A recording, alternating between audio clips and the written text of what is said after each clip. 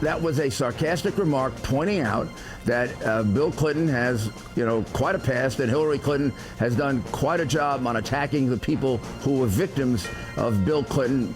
And not only that, she poses as a feminist, and she's taken money from countries that stone women. Former New York City Mayor Rudolph Giuliani defending the idea that Donald Trump could go after Hillary Clinton's treatment of the women linked to her husband. This after Clinton dropped a bombshell on the debate stage about derogatory comments Trump made about a former Miss Universe. It's a story that is still making headlines this nearly a week later. Well, joining me now is Dr. Debbye Turner Bell, who was crowned Miss America in 1990. She is now a veterinarian and a broadcaster. And listen, just looking at you, Debbye, it is obvious why you were crowned Miss America. My goodness, you look as beautiful today. But let's talk about Donald Trump. He was a judge at your Miss America pageant, so I'm curious about your experience with him. Yes, of course, as a contestant, I didn't have any interaction with him at all. But when I won, it was the tradition at the time that the contestant who won the pageant, whatever hotel they were staying in, they would be upgraded to what was known as a high roller suite. And I was staying in a Trump hotel. He found out about that somehow and volunteered to escort me and my group, my family and friends, to my high roller suite. And he was very kind and very gracious. He asked me if there was anything that I wanted or needed. And I was young and skinny and hungry, so I asked for pizza. And he called a friend of his that owned a pizzeria, got him out of bed to make a pepperoni pizza for me. So he was very gracious, and my interaction with him at that time, 26 years or so ago, was very positive. Why do you think he was so kind to you? Oh, I don't know that I can answer that question. I mean, he was just very gracious to me and to my family. So I can't answer that question, but I do know that at that time we had, a very positive, benign experience with him. Okay. What about your reaction, Debbye, to the Trump campaign possibly using this tactic, going after Hillary Clinton for her so-called attacks on her husband's accusers? Those are attacks that her supporter, Howard Dean, said in my last hour that were not correct. They're not factually correct.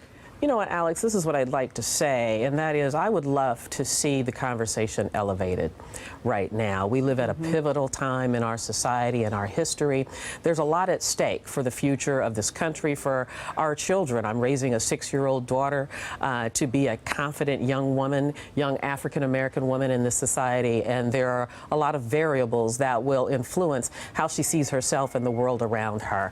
And what I find ironic is at this time, this historic time, when for the first time in our country's history, a woman is a nominee and candidate for a major political party to become president of the United States, that this is the kind of conversation that we are having, and it's really unfortunate. I would love to see us elevate this conversation to talk about the value that we all bring to this country, and that just because we disagree with one another, we don't have to demonize one another for those disagreements. So it's frustrating, it's exasperating, and I can only hope that at some point enough people, enough smart people like you will realize there's a better conversation to be had. I completely agree with you. I would love to be talking policy. I would love to be talking things and potential laws that will be enacted that could help us in any number of different ways. That said, how much value do you put on the personality, the temperament, the moral compass of a presidential candidate? So this is what I think it's important. I think it's important to know what the candidates' views are of the groups of people that represent this society. As a woman, it is important for me to know what the candidates think of me and my potential and ability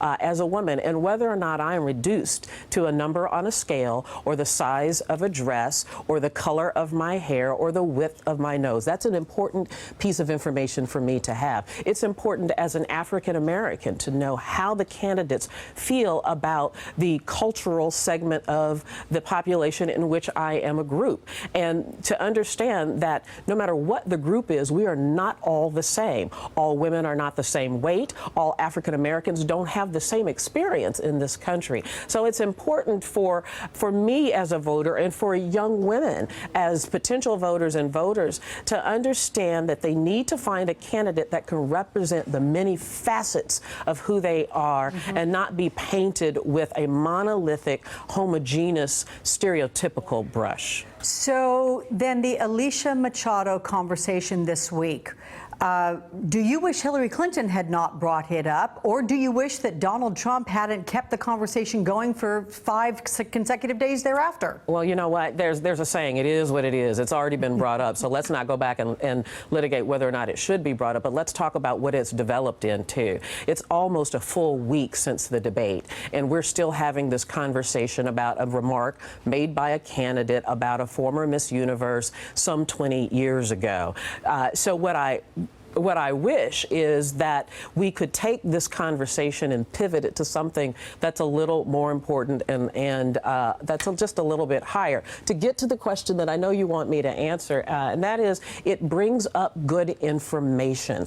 The more important thing that we as Americans, we as women, we as African Americans can do is vote with all the information. And even though this has been an unfortunate conversation to have for a whole week, it has brought to light information that I think is important for voters to use upon which to base their decision. All right. Debbye Turner Bell, still doing the crown, the Miss America Crown Proud. Thank you very much for your time and your insights. I appreciate it. My pleasure, Alex. Thank you.